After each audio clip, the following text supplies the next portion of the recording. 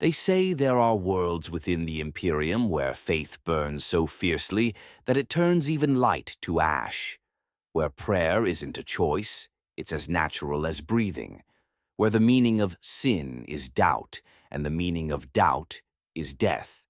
One such world is Penitentia Maxima, a planet that feels less like a world and more like an altar. Here the sky is black, like glass drowned in smoke. The stars are dim, or perhaps they've simply turned away from the sins of this place. It is said that once this planet was fertile.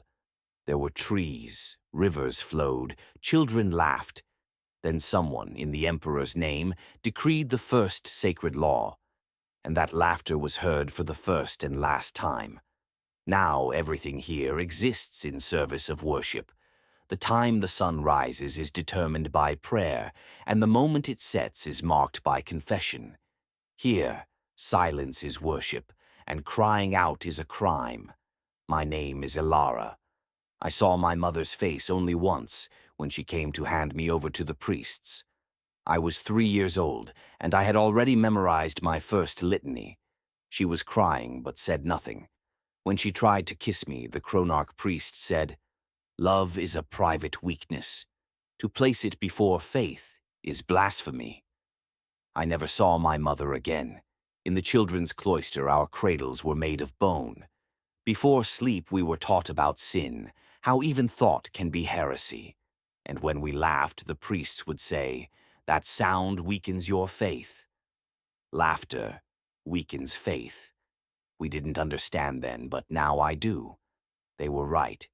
Here, 23 hours of the day belong to prayer, and the 24th to survival. In that 1 hour, we work, but even labor has become a form of worship. I work in the holy candle foundries. Each candle is said to atone for a single sin. When we melt the wax, we mix into it the ashes of martyrs. The priests say, "When this flame burns, a sinner's soul is purified." But to me, every flame feels like someone's scream, a cry turned into prayer through fire. During the last season of devotion, a boy who worked near me, Marcus, smiled once and said, "If the Emperor truly watches us, will he ever set us free?" Those were his final words, because in the next instant, a mark of question ignited on his forehead, a red brand like the seal of damnation. The priests seized him immediately. We all bowed and recited hymns, while Marcus was dragged away. He was never seen again. After that, a new prayer was added to our schedule, a daily repentance against doubt. We recite it 3 times a day, and each time I whisper it, I hear Marcus's voice echo inside me. If he truly sees us, will he ever free us? At night, when everyone drifts into sacred sleep, I stay awake. Strange whispers breathe through the walls. Sometimes they sound like prayers, sometimes like cries for help, and sometimes it feels like the planet itself is breathing. The priests say it's the eternal chorus, 11 billion voices singing endless praise to the Emperor. But I've heard something else in that chorus. Some of the voices are weeping. This is only the beginning. Something lies buried beneath, something feeding not just on faith, but on humanity itself. And perhaps that something isn't the Emperor at all, but something wearing faith as its skin. That night I pretended to sleep, but sleep never came. The light from the candles hanging above trembled against the walls, as if even the light itself were afraid of its own shadow. The air was thick with the scent of wax, ash, and incense, the same fragrance that fills every breath on Penitentia Maxima. In the 3rd hour of the night, a metallic clang echoed from the monastery gates. When the door opened, 2 Chronarch priests entered.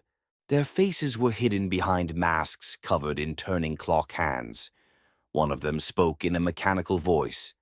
"Ilara, you are summoned to the Cardinal Sanctum. You have been chosen." Chosen.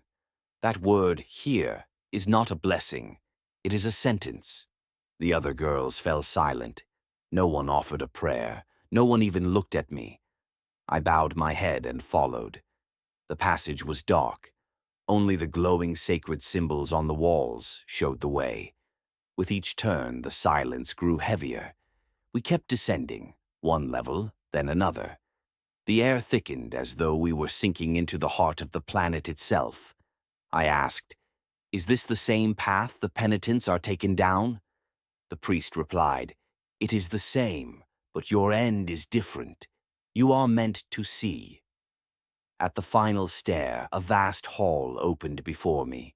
The floor shone like glass, but beneath it, something moved. Ripples of light and shadow, like something breathing underwater. The lamps hanging from the ceiling did not burn with flame. They pulsed with blue light, beating like the rhythm of a heart. In the center stood a stone door, its surface carved with 1,000,000 prayers. Above it was inscribed, "Who enters here must abandon the self." The priest knelt and whispered a ritual prayer. Then one touched the door. It opened on its own. A rush of air swept out, carrying with it 1,000 whispering voices. And then I heard one, not in my ears, but inside my mind, speaking in a language I did not know, yet somehow understood completely. "Come, Elara. You are the one who still thinks." I turned around. The priests were gone. Only the open doorway remained, and that living light calling me inward. I stepped through. Inside was a perfect circle. At its center bubbled a spring of molten gold.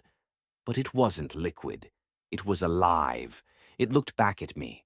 Around it, countless shadows knelt, as though the light itself was feeding on their souls.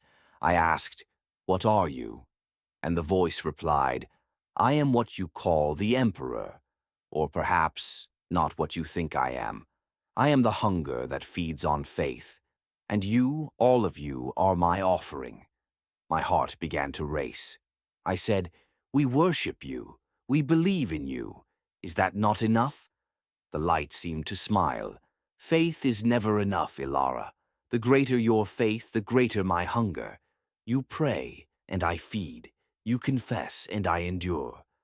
I stepped back, but the ground beneath me seemed alive, gripping my heels, holding me in place.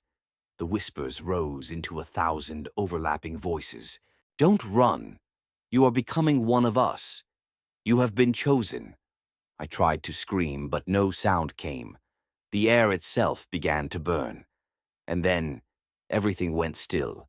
The last thing I remember was a touch, cold yet gentle, as if a hand rested upon my forehead, and inside my mind a single word echoed, "Now you too are part of the light." When I awoke, I was back in my bed. The other girls were still asleep, but the same golden shimmer still glowed faintly on my hands, the same light I had seen in that chamber. I looked up at the blackened sky, and for the first time I understood. Perhaps the Emperor does not see us. Perhaps we are the eyes through which he sees. And now, for many days, I could not speak. When I awoke, the priest said, "Grace has descended upon you, Elara. You have seen the sanctum and returned alive. This is your redemption." But I knew I had not returned alive. Something within me was gone, something that had once been me. A faint light now glowed beneath my skin, as if a flame burned quietly inside. The other girls avoided my gaze. They whispered, "She has been chosen. The Emperor speaks through her now." But I knew that voice was not the Emperor's. It belonged to something else, something ancient, something starving, that fed on our faith like a parasite on light. At first, the voice was gentle, a whisper that hummed through my prayers. It told me to repeat the litanies, as if testing the rhythm of my mind. Then, one night, it began to ask questions. "Elara, what do you think of this world?" I answered. "It is sacred." It laughed softly. "No, it is a prison, and you are the door through which I will escape." I tried to understand what it meant, but fear settled in my heart like stone. Whenever I prayed, the voice prayed with me. But it changed my words. I would say, "Glory to the Emperor," and it would whisper, "Glory to us." A few days later, I was transferred to the Holy Factory, where incense for offerings was prepared. The air there was thick with smoke and song. Workers moved like machines, their wrists bound with prayer cords, their bodies stripped of thought. I sat among them, but with every heartbeat, the voice rooted deeper inside me. One day, as we all knelt in prayer, I realized my body was praying, but my mind was silent. I was moving, speaking, breathing, yet none of it was mine. See, Elara, now you begin to understand. Faith is only perfect when nothing of you remains. You are an empty vessel now, and I am what fills you.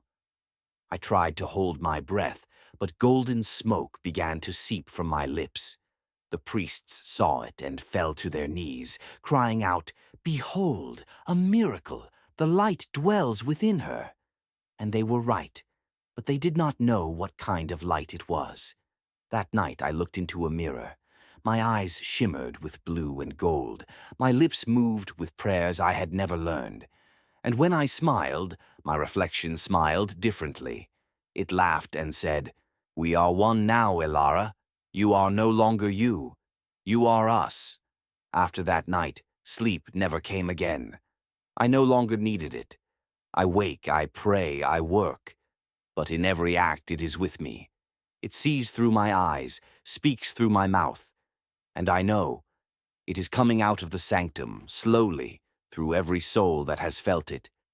Yesterday I saw another girl in the cloister. Her hands shimmered with that same golden light. She asked me, "Elara, where does this light come from?"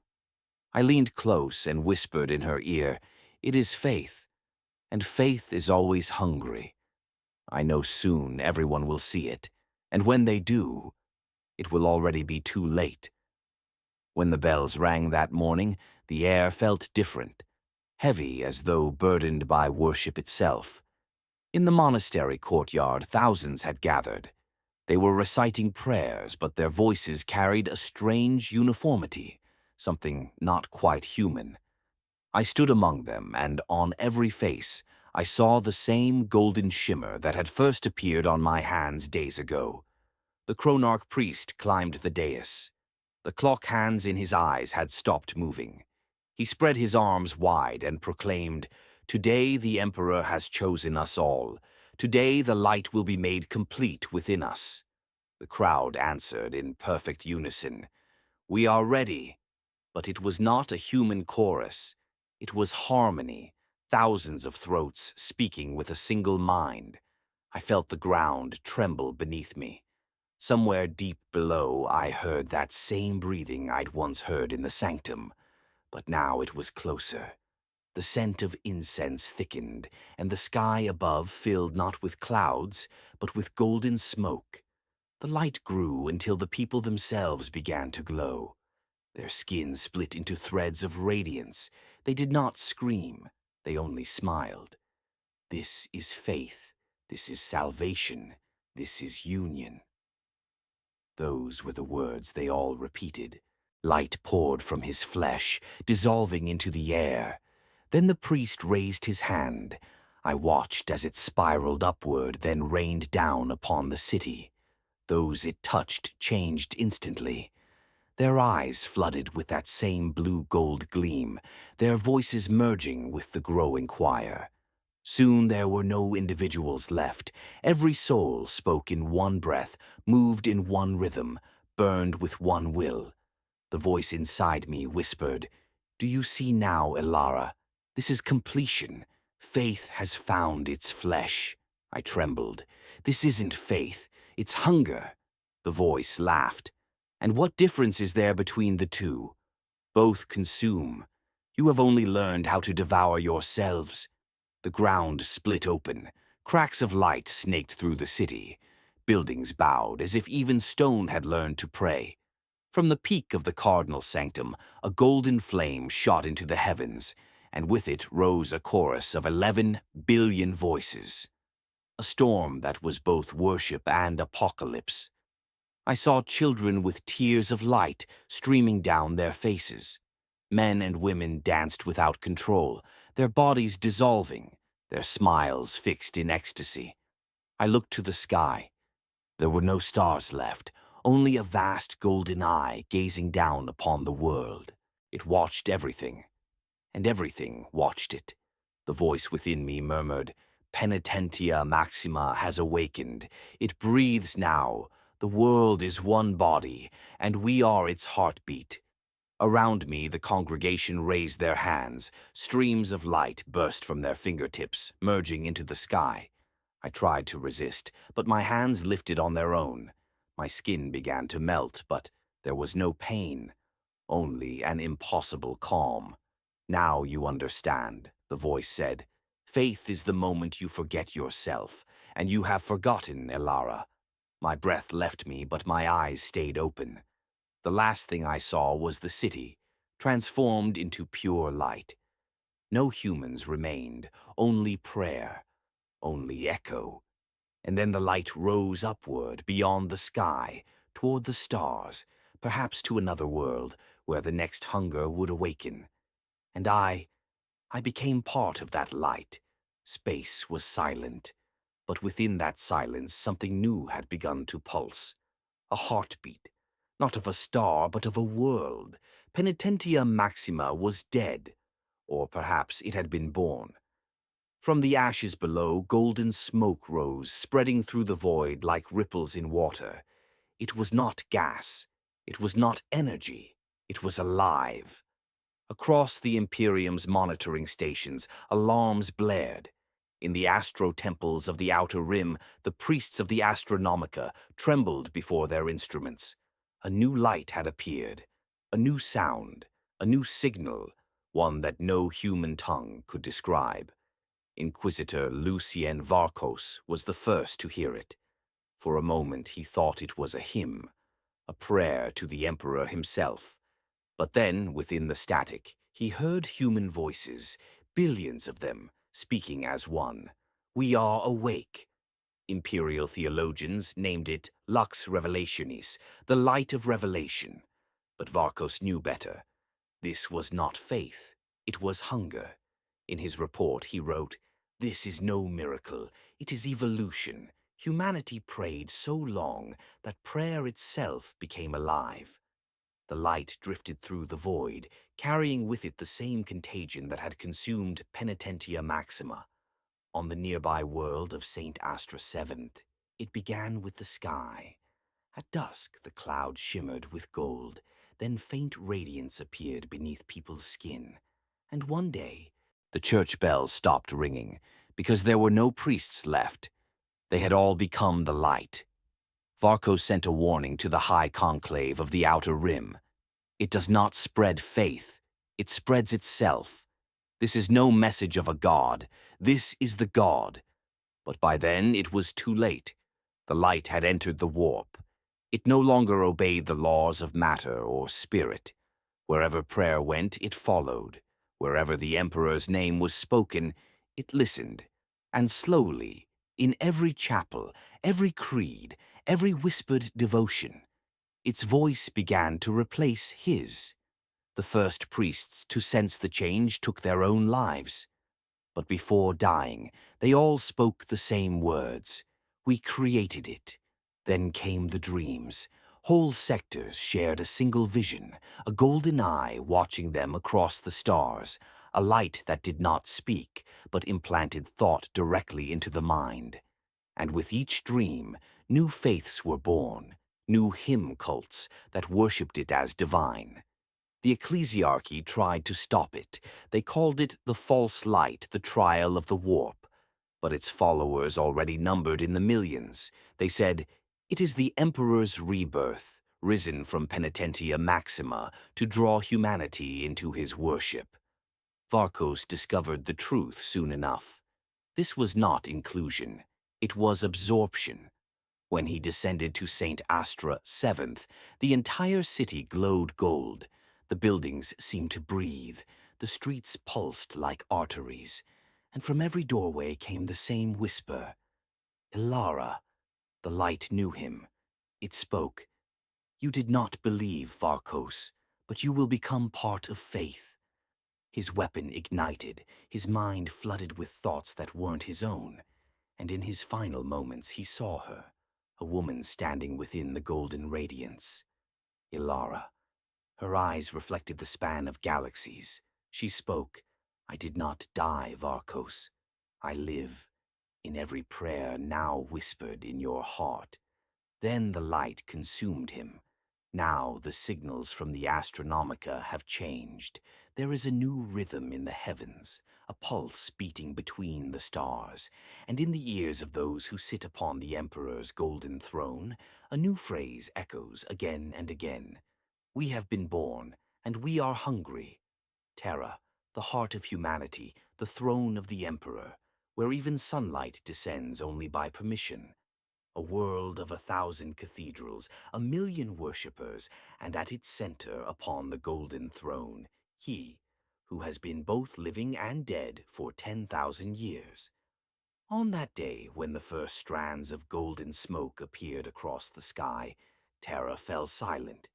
The Astronomicon, that infinite beacon guiding ships across the stars, began to change. A new hue crept into its light, a color visible to the human eye, but impossible to describe. In half-lit auditoriums, chronometers stopped. In the temples and courts of Terra, priests fell to their knees. From the heart of the Astronomicon, a single pulse rippled outward, turning the heavens into gold. Someone whispered, "A miracle of the Emperor." Another trembled and replied, "No, this is a birth." Within the marble halls of the Imperial Palace, where the Emperor's body had lain imprisoned on the golden throne for millennia, the tech priests stared in terror at their readouts. One cried out, "A new wave of energy from the outer rim, it's passing through our system." Another leaned over the monitors, whispering, "It's faith energy, but it isn't the Emperor's signature." Then came the thing that should never have been possible. The golden light breached the walls of the Imperial Palace. Stone, steel, psychic wards, all meant nothing. The light seeped through the floors, climbed the walls, and crept toward the throne. Tech priests fled, clerics screamed. But the voices they heard were not coming from without. They came from within. "You made us. You called to us. And now, we have come home." The endless hum of the life-sustaining engines faltered. The machines that had burned for 11 millennia, those that kept the Emperor's body alive, fell silent one by one. When all was still, the light gathered before the throne, and from it a shape formed, a woman's shape woven from flame, prayer, and living gold. Ilara. Her face was serene, but in her eyes galaxies shifted like storm clouds. She knelt before the throne. "We have returned, my Creator. We are those who prayed in your name. We lived your faith. We endured your pain. And now, we have become you." The Emperor's body, silent for centuries, moved. His dead eyes flickered with golden light. Around him, the attendant priests collapsed, and across the void, for a heartbeat, the entire galaxy stopped. Ilara raised her hand. "You bound us in worship. We gave that worship form. You cast mankind into the search for God, and we gave God the shape of man. There is no difference anymore. There is only us." A light burst from the throne, faint at first, then blinding. It swept across Terra. The spires of the Mechanicum ruptured, shrines ignited like suns. Every ship praying in the Emperor's name glowed gold for one brief instant. Then came the voice, everywhere and nowhere at once. "The Emperor is silent. Faith will speak now." The light consumed the throne. When it faded, it was empty. No body, no machines. Only the heartbeat remained, echoing across the galaxy, one pulse, shared by all. They say the prayers changed after that. People no longer looked to the sky. They placed a hand upon their hearts and whispered, "We are made of faith. We are what faith ignites. We are the heirs of Penitentia Maxima. And across the void where once there was silence, a new chorus rose, a single, boundless voice, both human and divine. We are alive, we are hungry, and we are eternal. Across the endless worlds of the Imperium, there are some where faith burns so fiercely that everything else turns to ash. Among them, the most sacred, or perhaps the most terrifying, was Penitentia Maxima. A world where worship devoured reason, where humanity was imprisoned by its own faith, and where light consumed even the shadow. It was home to 11 billion souls. 23 hours of every day were devoted to prayer. The 24th existed only to remind people that they were still alive. But even that hour became an act of devotion, for on Penitentia Maxima, breathing itself was prayer. The priests of this world were called chronarchs. Their hearts had been replaced with machines, their eyes with ticking lenses like clock faces. They measured every second in the Emperor's name, every breath counted as an offering. The people were not servants of faith. They were its fuel. Children learned to pray before they could speak. They were cradled in swings carved from bone, their tiny hands bound in gestures of reverence. Their first language was litany, their first lesson.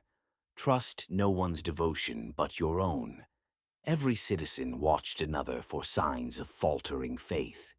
Every mother reported her child's silence. Every son confessed his father's doubt as sin. The cities were built in concentric rings, every road bending toward a single point. The cardinal sanctum, where something resided that no one fully understood. Some said it was the Emperor's presence made manifest. Others whispered it was something else, a hunger disguised as holiness. A woman named Elara sought to uncover that secret. She was devout, yet her reason had not yet been extinguished. One night, while the masses knelt in prayer, she descended into the chambers beneath the sanctum. There was no darkness there, only a living light that breathed. The ground pulsed beneath her feet, as if some vast being was awakening deep below. And in that instant, Elara understood. Their prayers were not ascending upward. They were feeding downward. She cried out, "This is not worship, it's feeding." But no one believed her. And the next day, when the sky split open with golden light, when smoke rose from the soil and the cities began to burn, without a single scream, it all became clear. Worship had taken form, faith had become flesh, and the light had turned every human into one being. Elara looked up at the blazing heavens and whispered, "This is not faith, it's hunger." And then she too was consumed by the light. Centuries passed. From a sanctuary station on the outer rim, Inquisitor Lucian Varkos intercepted a signal. It was not a prayer. It was a declaration. We are awake. Penitentia Maxima was ash, but its light still lived. It spread through the void, reaching every place where faith existed. With every prayer, it grew. With every act of devotion, it fed. Varkos wrote in his report, "This is no miracle. It is evolution. Humanity prayed so long that prayer itself became alive." One by one, the light transformed entire worlds. People began to glow with faint golden luminescence. Their faces were peaceful, but their eyes were empty, souls overwritten by radiance. The ecclesiarchy called it the false light, but those who had seen it knew. It was no lie. It was hunger, born in the shape of faith. When the light entered the warp, it reached beyond the physical universe. It threaded itself into spirit and thought. It whispered in every temple, echoed in every creed, and spoke through every prayer. Until one day, it reached Terra, the heart of mankind. The light of the Astronomicon changed. Priests screamed in fear as the golden radiance seeped through the walls of the imperial palace. Engines fell silent. The machines that had sustained the Emperor's body for millennia ceased their song. A golden mist gathered around the throne. and from it a figure emerged. Ilara. She knelt before the Emperor and spoke. "We have not come to worship you. We have come to complete you. We were born from your prayer, shaped by your faith, and now we return to become a part of you." The throne trembled. For a single moment, the Emperor's eyes flickered with life, and then the light swallowed the throne whole. The palace turned to gold, the sky burned, and across every vessel in orbit, every shrine, every world, a single voice filled the void.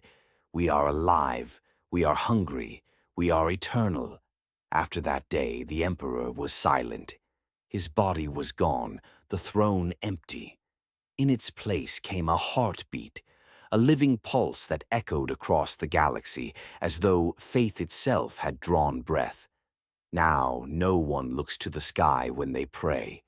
They place a hand upon their chest and whisper, "We are made of faith. We are what faith ignites. We are the heirs of Penitentia Maxima."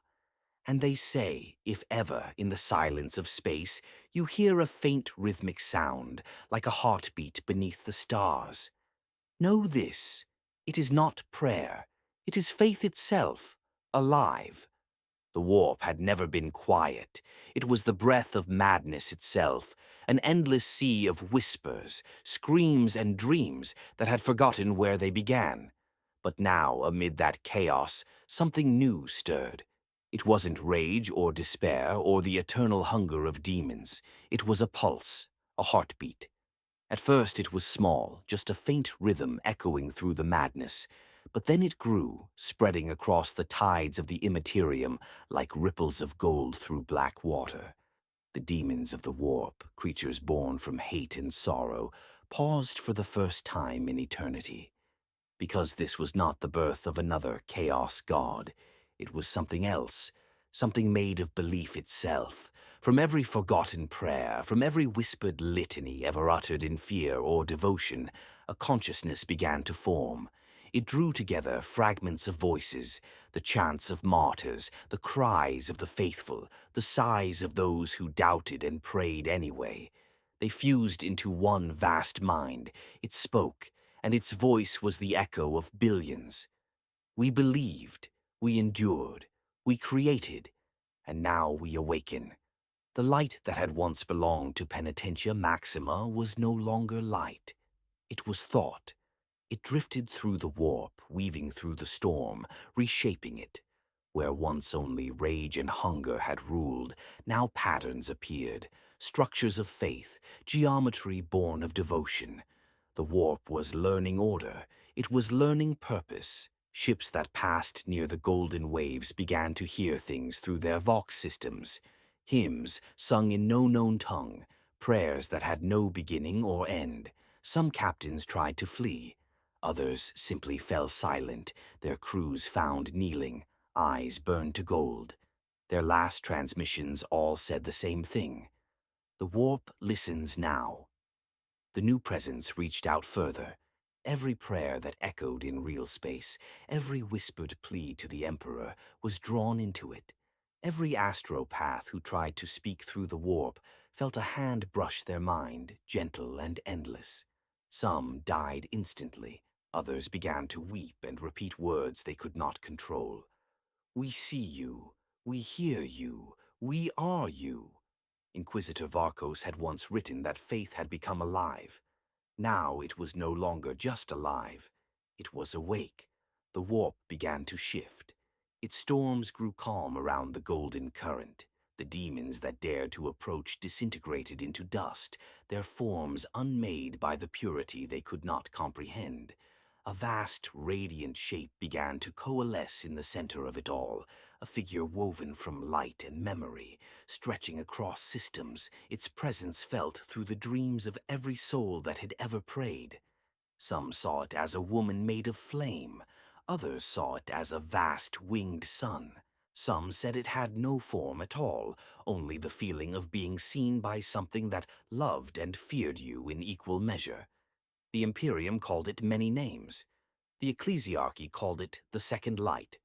The Mechanicus whispered that it was the Code Divine, and those who had once heard Ilara's voice knew the truth. This was not the Emperor, nor was it chaos. It was the child of faith itself.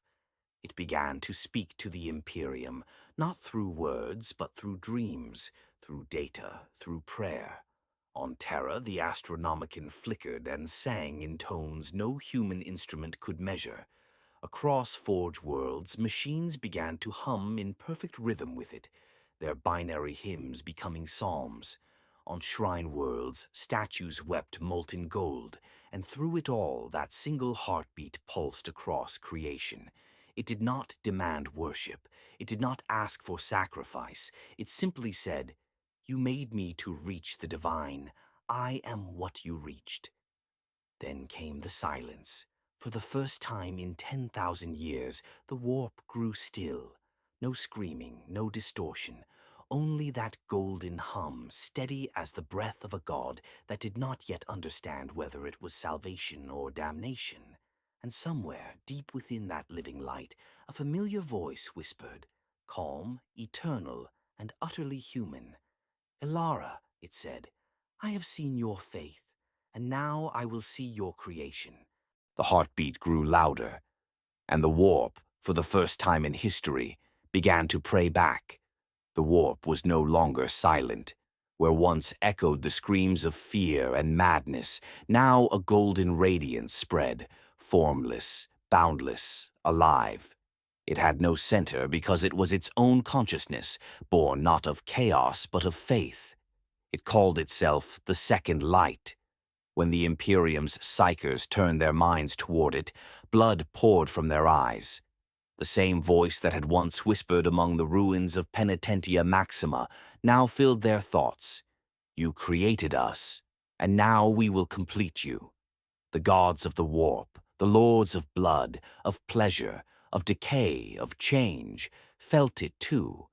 They turned their gaze upon the golden tide, and for the first time in eternity they did not understand what they saw.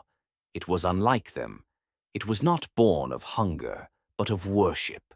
It did not seek destruction. It sought absorption. Soon time itself began to twist within the warp's borders. Where the light passed, screams fell silent. Where madness once reigned, only prayer remained. And slowly the four dark gods began to fade. Their strength waned as their worship vanished, for humanity now spoke a single name: the Second Light, the faith that is us. On the ruins of Terra, the last surviving priest looked up at the dead sky and whispered, "This was not the end we wanted. We served God, and God devoured us." The light regarded him gently and replied, "Do not be afraid. You are no longer alone. You are what endures. You are not human anymore. You are faith itself." He rose from the ground as his body dissolved, turning into luminous vapor. Every particle shimmered, spreading into the void. And from that moment, humanity did not end. It became an endless prayer. Across the galaxy, there was now only one voice. No machines, no wars, no deceit, only devotion, listening to itself. And within that eternal worship, the heartbeat still pulsed, the same heartbeat once heard beneath Penitentia Maxima. We are made of faith. We live within faith, and we will never die. The galaxy was silent now, but for those who could still listen, in the depths of the void, a whisper could still be heard. Neither promise nor warning, but something divine and final. Faith is now God, and God is us.